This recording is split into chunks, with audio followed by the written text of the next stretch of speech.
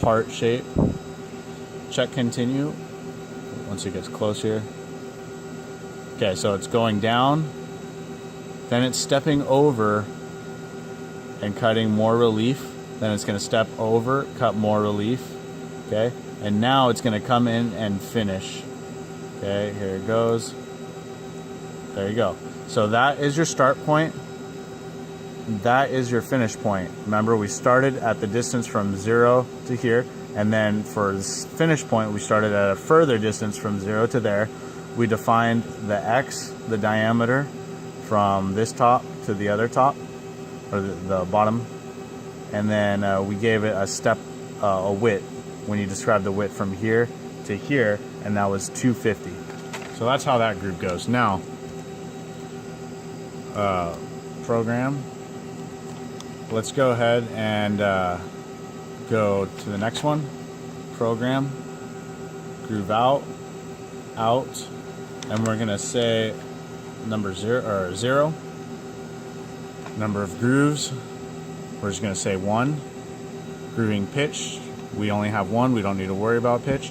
The width of this groove is 0.275. Okay. Finishing 500. Okay. And our finishing feed rate per rev, 0.003.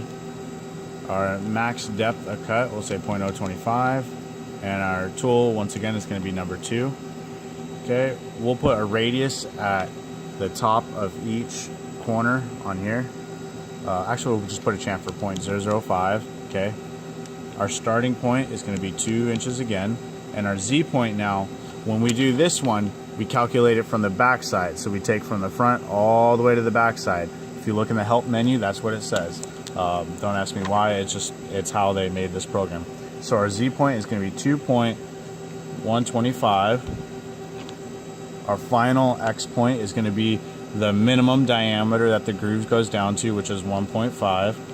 Okay, and our Z point is going to be the exact same thing because it's a straight part. So we're going to say 2.125. Okay, so our start point and our end point is a vertical line, so we just say it's the same Z. Angle, don't worry about taper, there's no taper. Our feed rate per rev, 0.003. And now let's check it out. Program, toolpath, part shape, check continue. Now you should be able to see it. Okay, it's going down. It's going to go down again. Wonder if I can just hold it. No, okay. Check continue, so it's going to keep going, roughing it out, and then it's going to just leave it there, okay? There's no finishing operation on this one. Okay, you're going to have to do a different type of tool path, which could be this one if you're to do straight, or you could go to another program that would do this guy. Just don't put any taper on it. It'll rough it and it'll finish it. So we'll go ahead and do the next one. Program, groove. Oh, let's get this in focus. I haven't really been paying attention to that. I hope it's been in focus. Okay, so we'll do groove out, and the next one we're going to do is a number 3. Okay, number of grooves, we just have 1. Pitch, don't worry about it. Width of groove is going to be 0.506. Finish, 0.003. And we're going to do a 500 surface feed, 500 surface feed for finish. Now this one has a finish, so we're going to do 0.003 per rev. Depth, 0.025, just for an example. And we're going to have tool number 2 again. Okay. For a chamfer, on one side, it's only going to chamfer, and that's the far side. We'll go ahead and put 0.005. Starting point in X is going to be 2 inches again. Starting point in Z, this is measuring from the back side, the side closest to the spindle again. So this is going to be 2.854, 2.854. Oh, wow. 2.854. And the X point on this is going to be 1.652, 1.652.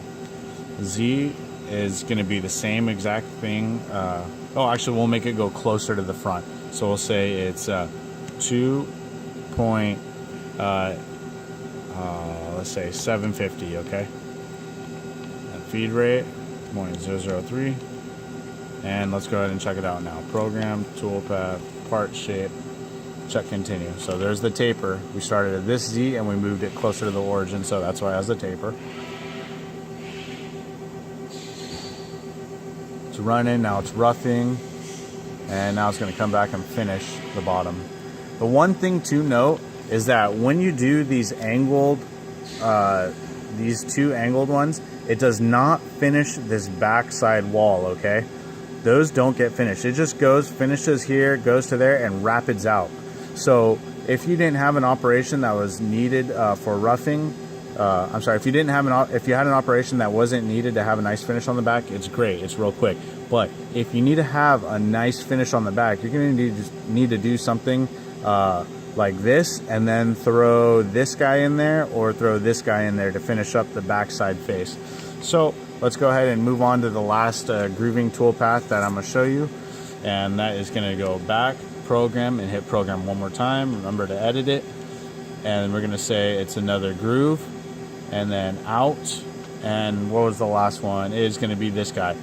Now whatever you do from one side, it's going to replicate to the other.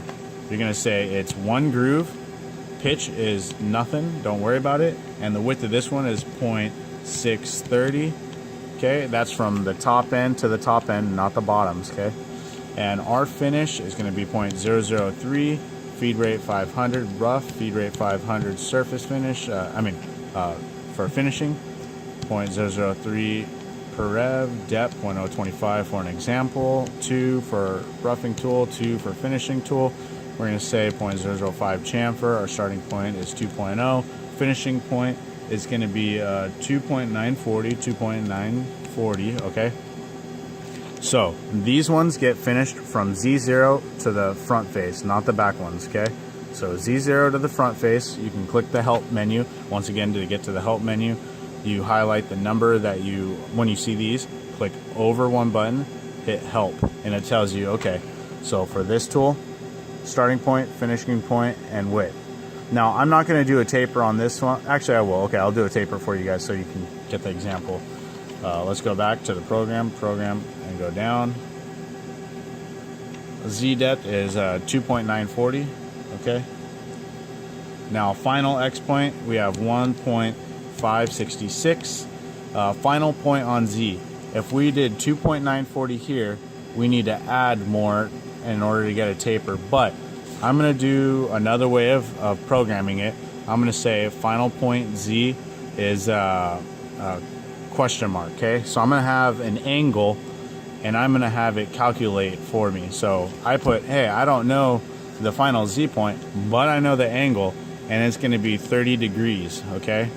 Taper angle 30 degrees. My finish feed rate is 0.003. And then let's check it out, see what I did. Program, toolpath, part shape. And, okay, so my angle was too steep because I just made up an angle. Let's go back, program, and we'll say that, it's 15 degrees. And then I got to replace this with the question mark again, and it's going to calculate it itself. Toolpath, part shape. Oh, did it again. There we go. 60 degrees. There we go. Went the wrong way.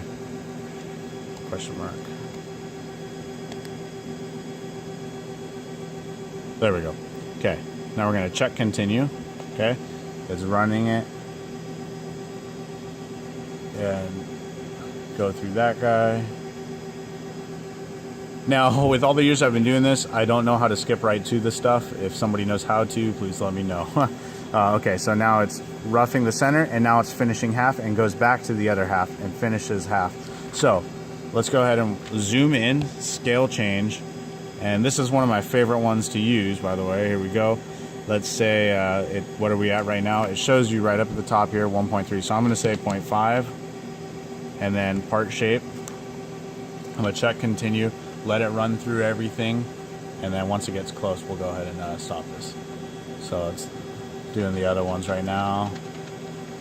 Yeah, it's kind of a pain when you have a big program though too to watch it. Okay, so check step.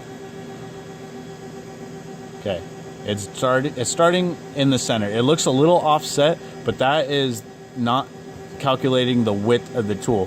So the tip of the tool that touches the sensor is always the little arrow, and our thickness of the tool is going that way. So from here that way it's 93 thousandths. So we actually are cutting dead center of the part, okay? And then it's going to step over, it's going to do another cut, and then another cut, and then it's going to jump back to the center and start doing the other half, and then it'll finish that and finish the other half. And it's a really nice, very versatile type of grooving to do. That one, and then one of the angled ones on the corner, which are these guys here. Let me highlight it, program, go back, help. This guy, and then one of these. You'll find that you could use that combination in almost every single possible groove that you could do. Now this is exactly the same on ID grooves, okay? You just tell it to start on the inside and then to what diameter, outer diameter. When you're doing the outside, you say start on the outside diameter and work your way into the inner diameter.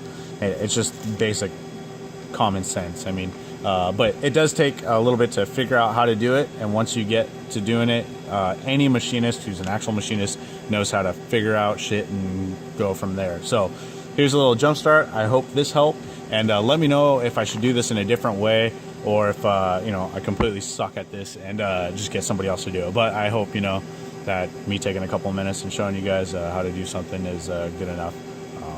Let me know, comment, subscribe, do whatever you guys do, and I'll see you guys later in another video.